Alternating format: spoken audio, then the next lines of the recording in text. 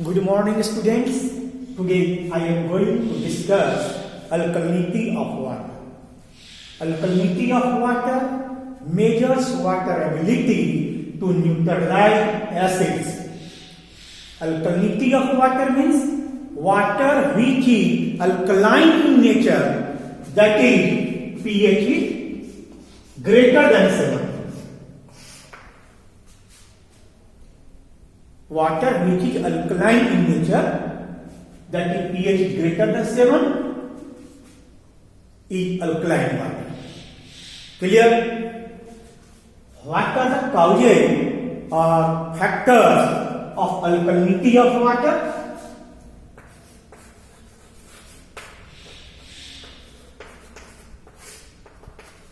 As you know, water contains equal number of hydrogen ion and hydroxyl ion,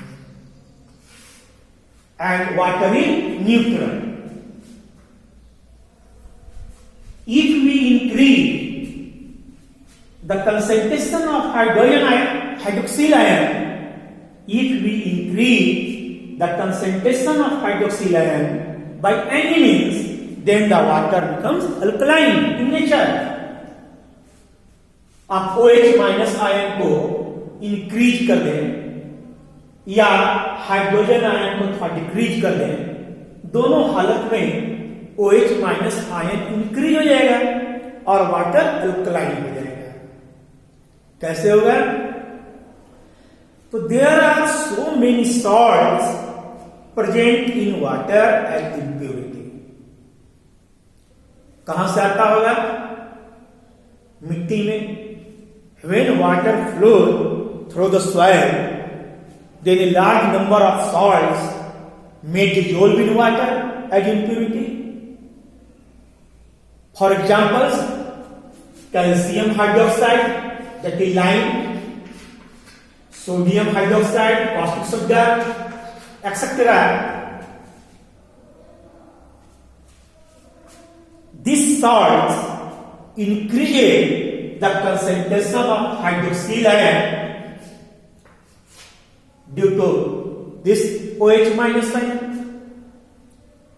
पानी में dissolve है, OH minus ion produce कर रहा है, तो number of OH ion increase कर देगा.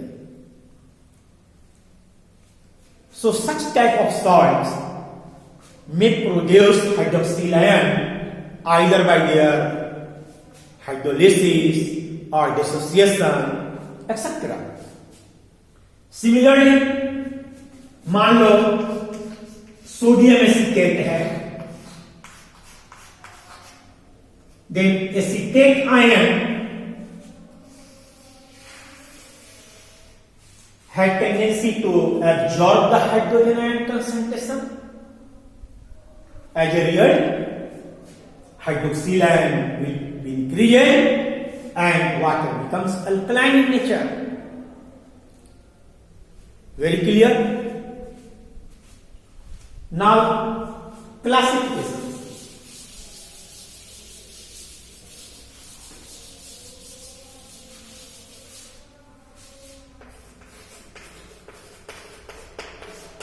Classifications. First is your hydroxide alkalinity.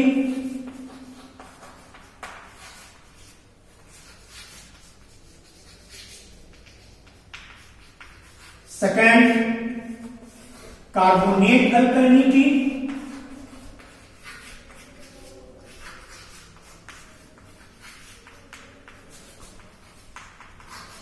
And third, bicarbonate alkalinity.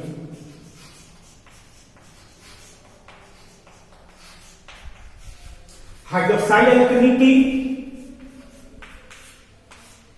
carbonate alkalinity, and bicarbonate alkalinity. If water contains hydroxide ion, then it is known as hydroxide alkalinity. If alkalinity is due to carbonate ion, then it is known as carbonate alkalinity.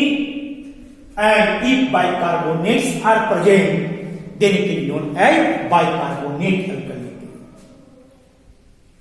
Very clear?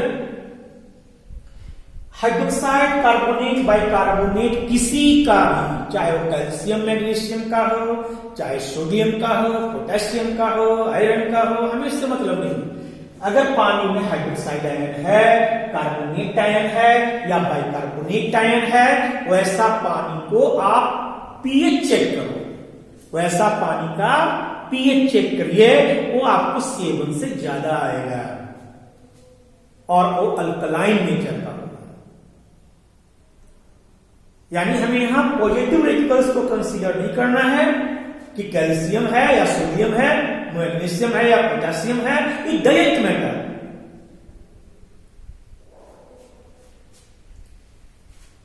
Late us suppose ये आपका distilled water है। Distilled water का मतलब इसमें कोई ions नहीं है, कोई सॉल्ट्स नहीं है, और मैं इसमें सोडियम का हाइड्रोक्साइड डाल दूं तो पानी अल्कलाइन होगा only due to wet, hard नहीं होगा। लेकिन यदि मैं इसमें कैल्शियम का बाइकार्बोनेट डाल दूं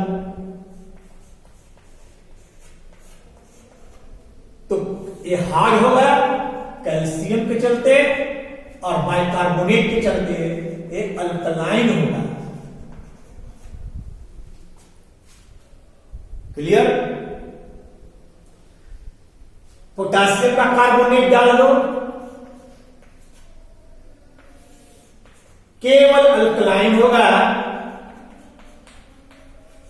only due to carbonate ion.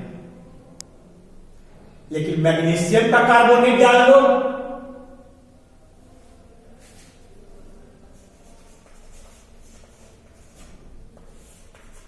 Hard होगा due to magnesium ion, alkaline होगा due to carbonate ion. Clear? कोई कंफ्यूजन नहीं?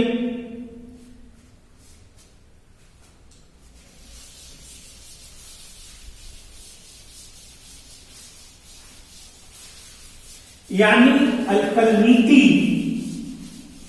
कार्बोनेट हार्डनेस को, कार्बोनेट हार्डनेस का मतलब अल्कलाइन हार्डनेस को एक कवर करता है।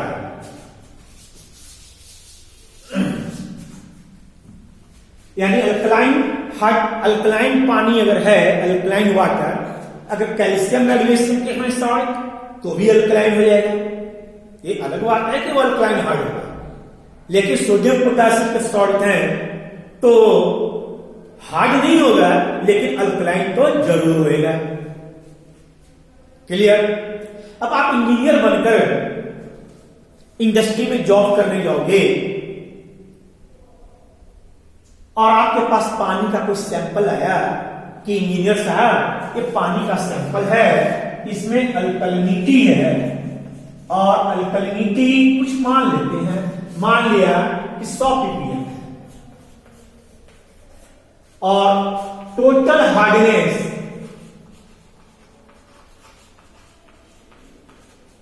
कह दिया गया 130 ppm। तो इंजीनियर साहब इसमें क्या गेस करेंगे, क्या आप अनुमान लगाओगे इससे कि पानी किस टाइप का हो सकता है? इसके बारे में आपको बहुत सारी जानकारी हो सकती है यदि आपको एक टॉपिक अच्छा कमांड हो। इससे मैं इसे प्रैक्टिकल वे में आपको बतलाना चाह रहा हूं कि अगर मान लिया कि पानी का अल्कलिनिटी दिया हुआ है, टोटल हार्डनेस दिया हुआ है, तो आप इससे क्या अंदाजा लगाओगे? आप सिंपल सोचो, आप पजल नहीं होना, सिंपल सोचो। टोटल हार्डनेस में दो चीजें हो सकती हैं, या तो कार्बोनेट हार्डनेस हो या नॉन कार्बोनेट हार्डनेस हो, या दोनों मिलकर हो। अल्कलिनिटी में दो चीजें हो सकती है, या तो अल्कलाइन हार्डनेस हो, अल्कलाइन हार्डनेस को ही कार्बोनेट हार्डनेस करते हैं, और या ये नहीं हो, मतलब हार्डनेस को छोड़कर केवल अल्कलिनिटी प्रोड्यूस करने वाले हैं।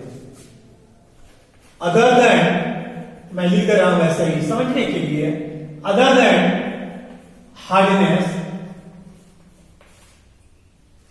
यानी ओनली अल्कलिनिटी, ये हो सकता है, या तो ये हो या ये हो या दोनों मिलकर के हो। अब आपके पास पानी का सैंपल है, अल्कलिनिटी मैं यहां लिखता हूं केस 1 में alkalinity less than total hardness.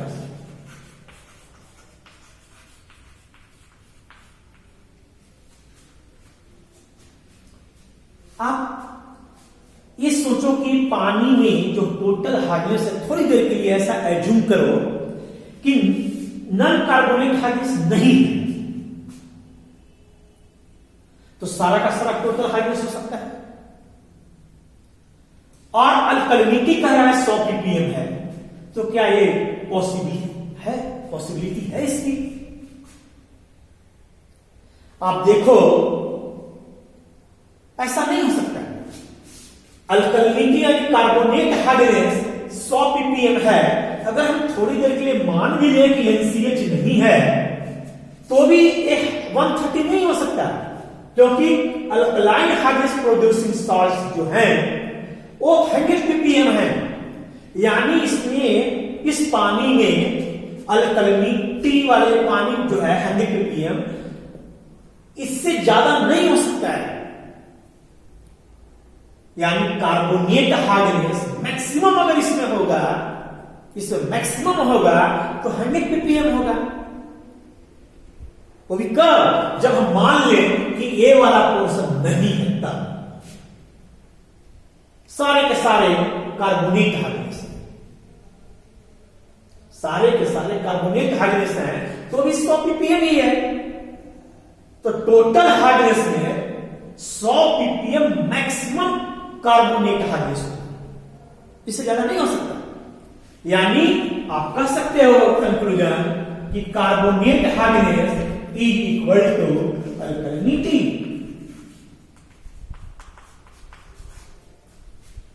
Clear? आप क्विक अंदाजा लगा सकते हो, पानी का हार्डनेस है 130, अल्कलिनिटी 100 ppm। आपने मान लिया कि भाई सारे के सारे अल्कलाइन हार्डनेस वाले हैं, इसमें अदर देन कैल्शियम मैग्नीशियम नहीं है।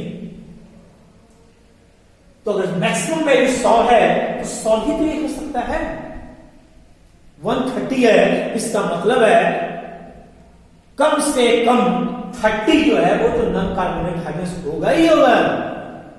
यानी इस केस में अल्कलिनिटी जो है कार्बोनेट हार्डनेस के इक्वल होगा, यानी carbonate hardness is equal to alkalinity. अब मान ले सेकंड केस ले, अगर दोनों बराबर हो तो केस 2, अगर दोनों बराबर है तब क्या होगा? Alkalinity 100 ppm, total hardness 100 ppm, मान लो कि थोड़ी देर के लिए नहीं है, तो हम कह सकते हैं कि 100 का 100 तो यही हो गया। यानी जो भी होगा कार्बोनेट हार्डनेस वो टोटल हार्डनेस को रिप्रेजेंट करेगा। यानी यदि दोनों इक्वल है तो एक इंजीनियर एक एज्यूम करेगा कि अगर मैक्सिमम पॉसिबिलिटी हो सकती है तो सारा का सारा अल्कलिनिटी वाला ही होगा। अगर हम ये ना माने तो ये नहीं है, उससे कम हो सकता है, अगर इसके कुछ वैल्यू होगा तो कम होगा, नहीं तो कार्बोनेट हार्डनेस जो है वो टोटल हार्डनेस के इक्वल होगा। उसी तरह से अगर मान लिया जाए हम अल्कलिनिटी को ज्यादा मान लें, अल्कलिनिटी इतना है और टोटल हार्डनेस इतना है, तो कार्बोनेट हार्डनेस अगर मैक्सिमम होगा तो कितना हो सकता है?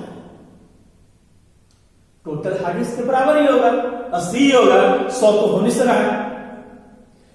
यानी दोनों केस में मैं यही लिख देता हूं, Kesto when alkalinity is greater than and equal to total hardness, then carbonate hardness will be equal to total hardness.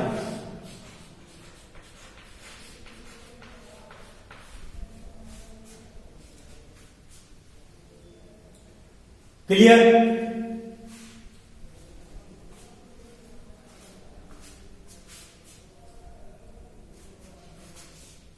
Note कर लीजिए जल्दी से।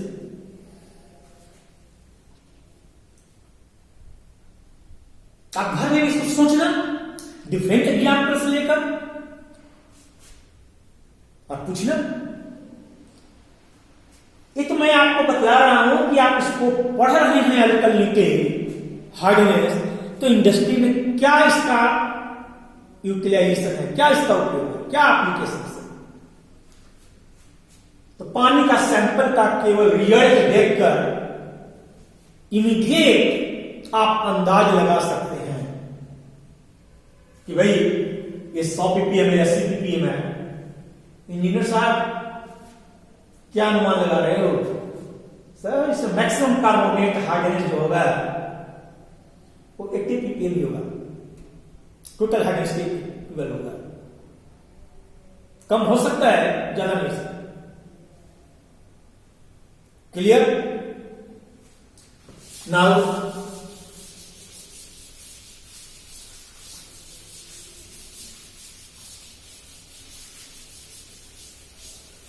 कंसेप्ट बिल्कुल क्लियर कर दें।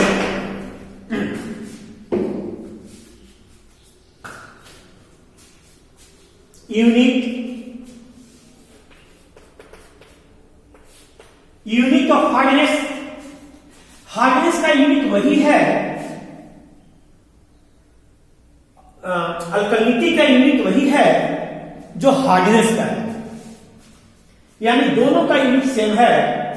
First is your milligram per litre, second is your parts per million, third is your degree Clark, fourth is your degree French.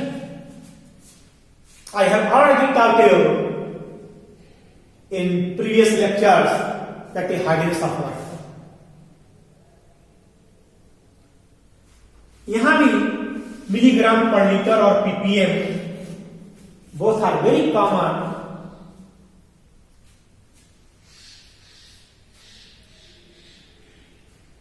Alkalinity को भी हम कैल्शियम कार्बोनेट के टर्म्स में ही निकालते हैं, यानी जैसे मैं हार्डनेस के न्यूमेरिकल में लिखता था total hardness in terms of calcium carbonate equivalent, यहां भी मैं लिखूंगा alkalinity in terms of calcium carbonate equivalent.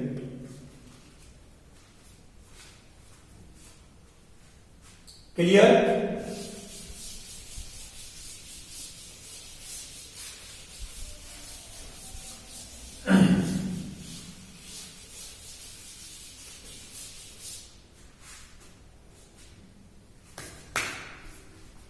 Now, I am going to discuss about the process of alkalinity. यदि आपका यूनिवर्सिटी एग्जामिनेशन में आता है कि how do you determine the alkalinity of water, determination of alkalinity of water,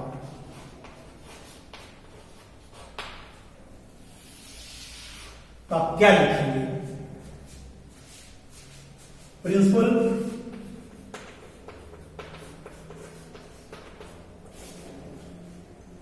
alkalinity of water is determined by titrating the water sample against a standard acid using phenolphthalein and methyl orange indicator. यानी ब्यूवेट में आपका acid होगा और conical flask में water sample होगा।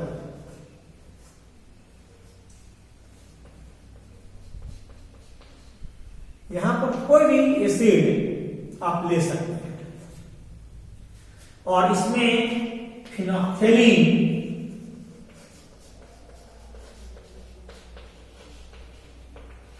Indicator डालना होगा और बाद में मिथाइल ऑरेंज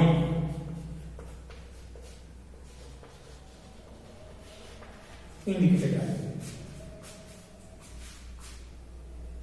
वेरी क्लियर। तो प्रिंसिपल में क्या लिखना है? The alkalinity of water is determined by titrating the water sample against a standard acid using phenolphthalein and methyl orange indicator. In case of phenolphthalein, disappearance of pink color will be the end point, and in case of methyl orange, the end point is detected by red color. Reactions. Reactions में क्या लिखना है?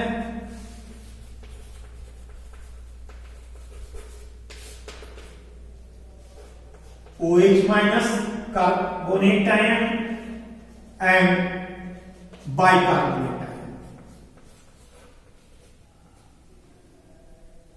जब आप यहां से acid sample में डालेंगे तो H+ ये रिएक्शन करेगा और न्यूट्रलाइजेशन होगा, H2O बनेगा। कार्बोनेट आयन है तो ये बाइकार्बोनेट आयन बनेगा और ये बाइकार्बोनेट है वो H2CO3 बनेगा, जो कि बाद में H2O और CO2 में कन्वर्ट हो जाएगा। It is carbonic acid, very less stable. मैं लिख दे रहा हूं,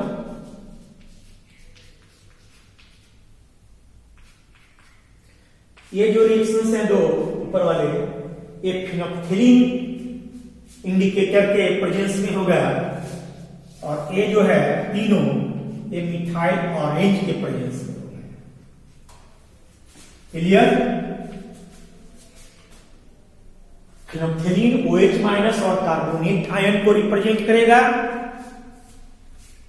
और मिथाइल ऑरेंज तीनों hydroxide ion, carbonate ion, bicarbonate ion इसको रिप्रेजेंट करेगा।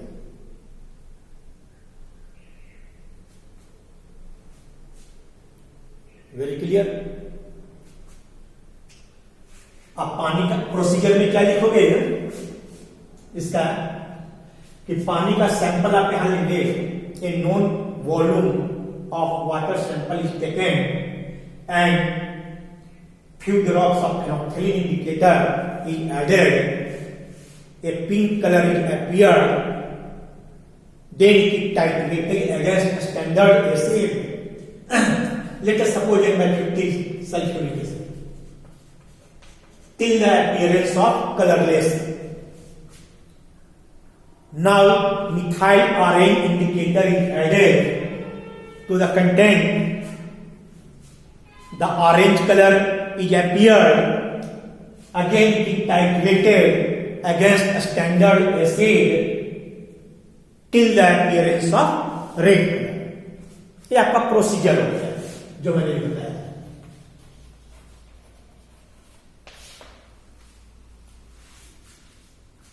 Very clear.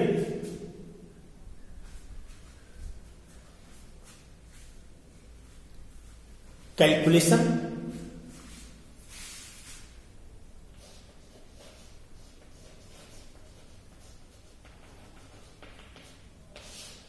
मान लो कि आपने पानी 20 ml लिया है, आपने वाटर सैंपल 20 मिलीलीटर लिया है और फेनोल्फथालीन डाला और टाइट्रेशन करवाया, लेट अस सपोज 8 ml इसकी रीडिंग हुई, तो let volume of water B ml and volume consumed volume लिखे ज्यादा अच्छा लगेगा, consumed volume of acid is 8 ml, है ना, up to phenolphthalein end point identify कर रहे हैं।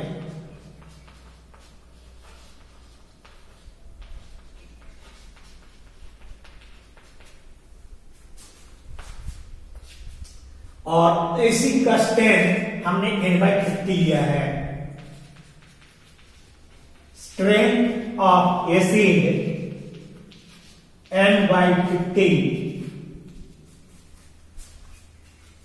तो फेनोल्फथालीन अल्कली की हम लोग कैलकुलेशन करने जा रहे हैं।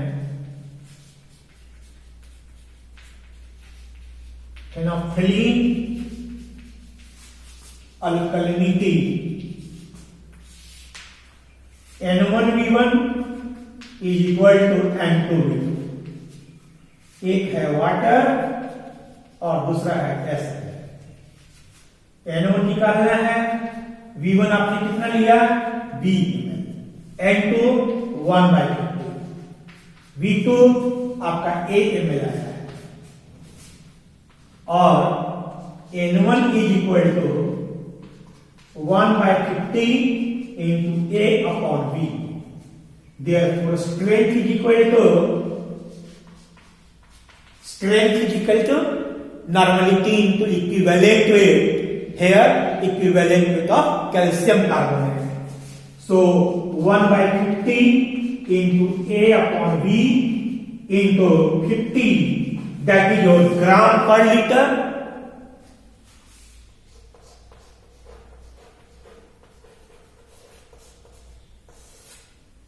That is your milligram per litre. जितना भी कैलकुलेशन करके आएगा ये आपका हो गया फेनोल्फथालीन अल्कलिनिटी।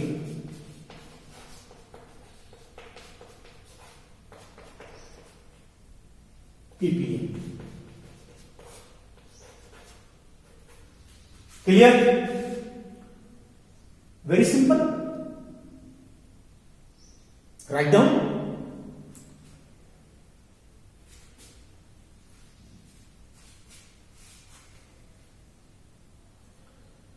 यानी हमने फेनोल्फथालीन डाला तो पिंक कलर की, अगर पानी अल्कलाइन होगा और फेनोल्फथालीन डालोगे तो पिंक कलर आएगा,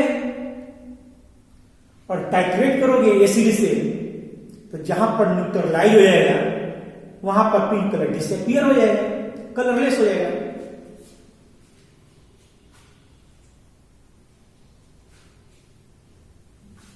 now calculation for methyl orange alkalinity, हमने इसको फेंका नहीं, इसी में मिथाइल ऑरेंज 10 बूंद डाल दिया, ऑरेंज कलर का हो गया। फिर टाइट्रेशन किया, लेट अस सपोज इस टाइम में इसकी रीडिंग B आ गई, तो total volume A plus B हो जाएगा। कैलकुलेशन हमारा सेम होगा। लेट अस सपोज मैं केवल इसको मिटा रहा हूं,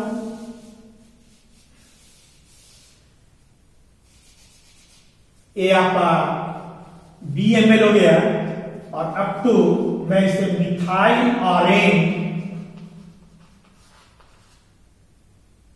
and point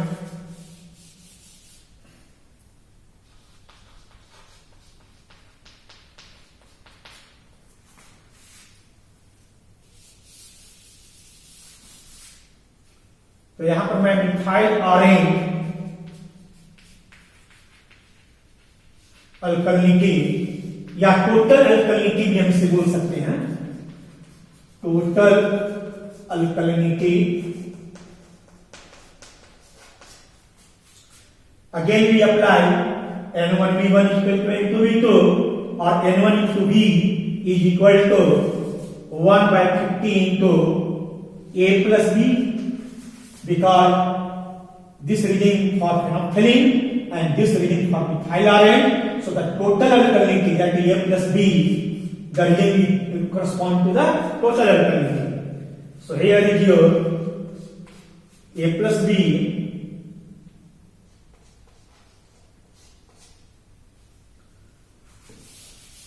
So this is your methyl-RN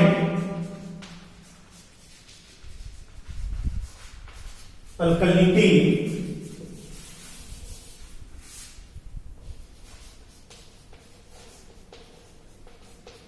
is equal to जितना भी आ जाए वो ppm हो गया। मिथाइल-RN में क्यों ऐड किया आपने, कोई आपसे पूछ सकता है? आप कहना कि सर मिथाइल-RN में ना तीनों का कैटेस हो जाता है, OH minus carbonate ion by carbonate ion का। चूंकि फेनोल्फथालीन इन दोनों का दे चुका है तो कंप्लीट टाइट्रेट हो गया, वहां OH माइनस कार्बोनेट भी हाफ टाइट्रेट हो गया, मतलब up two by carbonate ion. तो मिथाइल-RN केवल इसका रीडिंग दे रहा है, तो ये हमारा टोटल हो जाएगा। क्लियर?